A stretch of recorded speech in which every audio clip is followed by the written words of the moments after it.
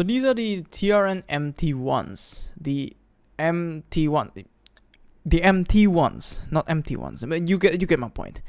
Now these are TRN's one of TRN's cheapest IEMs that have released in the. So these are the TRN MT1s. This is TRN's like one of the cheapest models they have currently out there. These go for like around like $6. We've had them for a while now, but we've only like listened and decided to release this review these past few days because we've been busy with other stuff, you know, like the ramble stuff and all. Now, yeah, and anyway, this review won't be that long because I don't really have a lot of thoughts about the TRN MT1s, and we'll just quickly gloss over build quality, but not before we start with a disclaimer. This unit was lent to me by Brian. He bought them himself. We're not affiliated with any store or brand whatsoever, so we're not getting paid to do this. We just do it for shits and giggles, really. Okay, now the TRN MT1s, they look suspiciously familiar. They look like pretty much identical to Chronology Unit EDXs. Actually very familiar to the Chronology Unit EDXs. I suspect they even use the same shell. Yeah, they look pretty much identical. So that's something. But yeah, not that I'm really complaining that much. It's quite common for Chinese IEMs to have the same OEMs and such. So yeah, but build quality remains like round about the same like the Chronology Unit EDXs. And they have the single vent on the inside of the shell. Not a lot of exciting things aside from that. They have the normal like nozzle, which is quite large, but fits. I mean, it usually fits like most normal sized ear tips. No complaining there. It's just a normal over ear shaped IEM. Not a lot of exciting things to talk about aside from like probably the colors. They have like lots of options for the colors, and they are mostly just like translucent. I think they have like a couple of solid colors, but I don't remember what exactly all the colors are. I could have googled that before I did this review, but I forgot to do that. Yeah. Now anyway, the only issue that I have with these are just the cable. For some reason, although this is the left side of the IEM, like this is the left side of the cable, left side shell, the left side of the cable just goes outside like this from the factory, from stock, and I've tried to keep on forming it to make it go to the right so that it will actually go behind your ear and not outside of your ear, because if you wear it like this, it will just dangle outside of your ear, and that's annoying. I've not been able to reform it properly. I might need to heat it up or something like that. So that's just a minor but quite annoying complaint I had. But at least the cable itself has an angle jack, so I'm quite happy with that. Microphonics aren't big of an issue, but it doesn't really have a chin slider, and it doesn't have any microphone whatsoever. So keep that in mind. I don't know if they have a microphone model or not. I would assume they do, or you can probably just get a microphone cable for cheap, because these cables are detachable and you can just replace them. So yeah, and they're using a 2-pin sort of like 2-pin 0.78 mil connector, from what I reckon. Yeah, and they just use the standard Knowledge Zenith connector. So anyway, now we'll just start and get talking about the sound. The sound of the TRN MT1s is probably one of the more interesting characteristics, I would say, like, of these IEMs, because normally when you get budget options, or when you're looking at budget IEMs, you would either have to choose between technicalities and tonality. Now for $6, normally the best case scenario is that you would get good tonality. Not the case with the TRN MT1s. You get like quite decent technicalities and an acceptable tonality, and we'll get into more detail of that, starting with bass. Now the bass of the TRN MT1s, they are quite emphasized. There's more sub bass than there is mid bass. The sub bass rumble is quite, you can feel it quite a bit. It doesn't extend that much though, so keep that in mind. Now the mid bass kicks a little bit, not that much. It definitely does kick. So if you like to listen to EDM and such, I suppose you'll still be able to enjoy it. But if you're like a very hardcore bass head, you won't probably not like it as much, or it probably won't be enough for you. In terms of speed of the bass of the MT1s, they're surprisingly okay. Like they're not the fastest bass I've ever heard, but they don't fall behind that easily.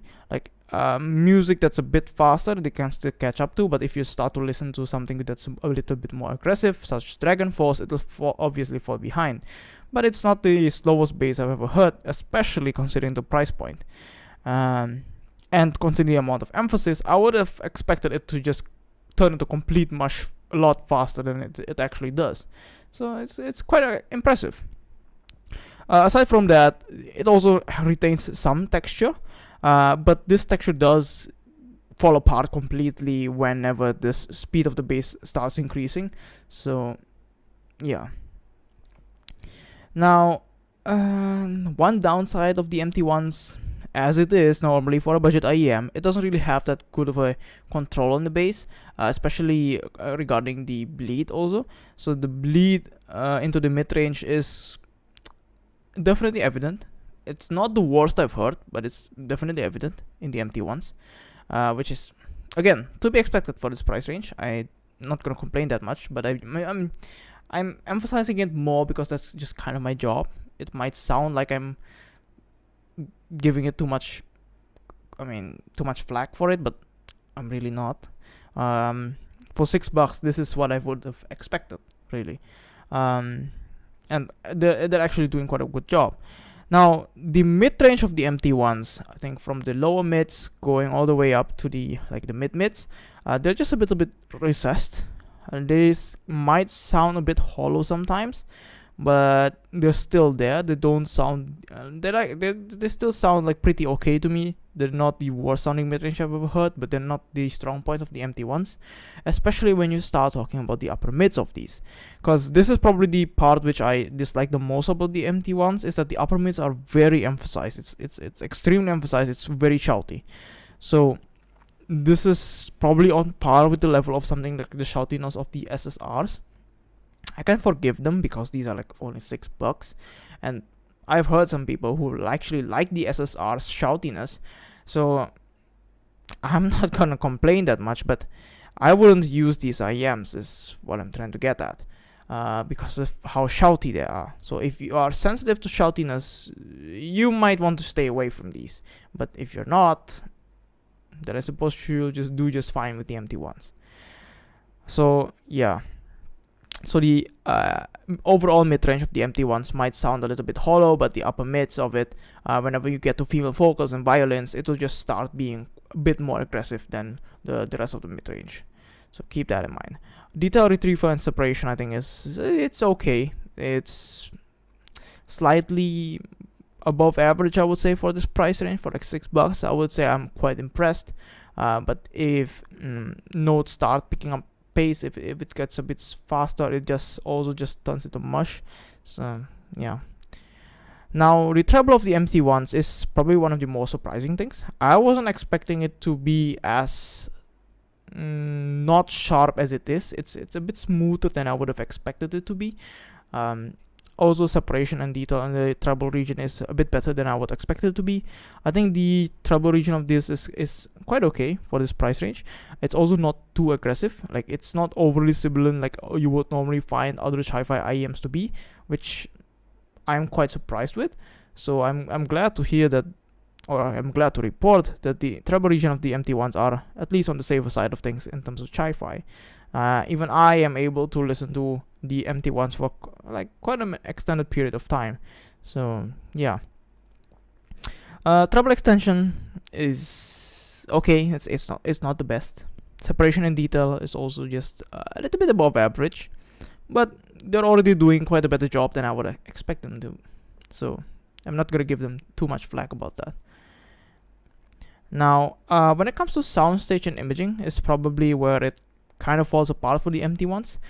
If this were my head, right? So the soundstage of the MT1s, they're quite a bit closed in. They're not that wide or deep or tall, really. which is fine for $6. At least there's still some soundstage at all. Imaging wise, it's kind of blurry. Like I was only able to tell accuracy at about like 60-ish degrees, which is not really ideal for FPS games and such. Or generally, if you place importance in imaging, I wouldn't suggest these for you. I don't think they're quite fuzzy, if I'm gonna be honest with you, imaging wise. So that's one thing to keep note of. Yeah. Now, aside from that, I don't really have a lot of complaints about the MT1s. The only complaint I have is that upper mid region.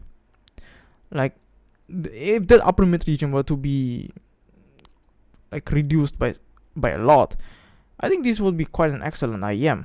Now, if we were to do a quick comparison now here also against something that's around this price range, something like the noise unit DXs and the QKZ VK4s, which also actually look quite similar in terms of the shell and such.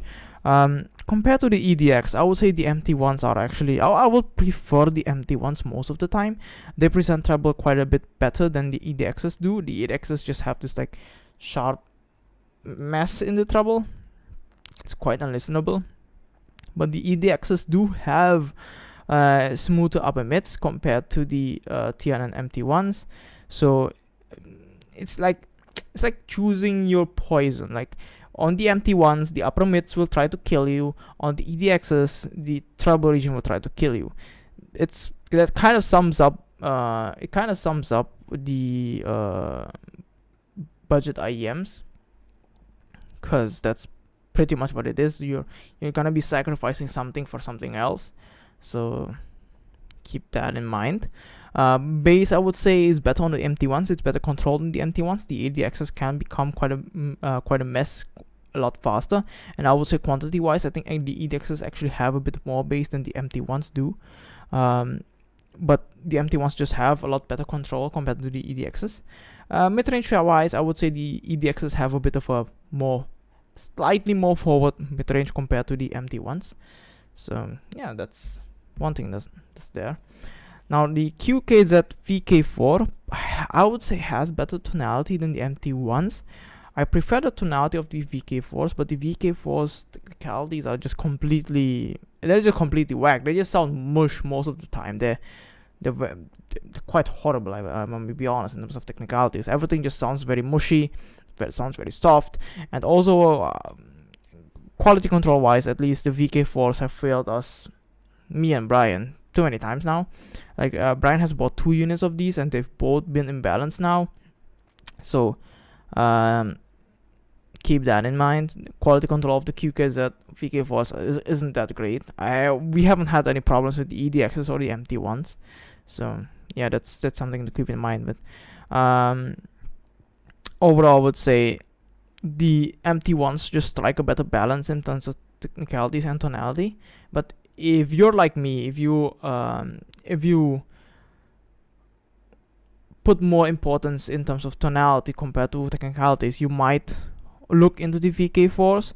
But if you place any level of importance to technicalities, I would say the MT1s is probably a better choice, because the VK4s, they're mushy as mush can be.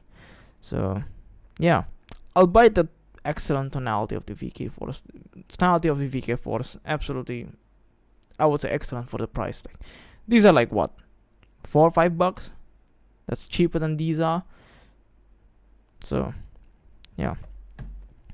In terms of accessories, etc., I should have talked about it a little bit earlier also. The MT1s come with like 3 pairs of ear tips, just a box with a couple of manuals. I didn't get the box and manuals because Brian didn't give them to me. But yeah, you just get very basic accessories and such, which is to be expected at its price range. So I'm not gonna complain about that. So yeah, I think that pretty much sums up my review of the TRN MT1s. So comment what you think, like if you like this video, and subscribe if you want more content like this. So yeah, see you guys next time.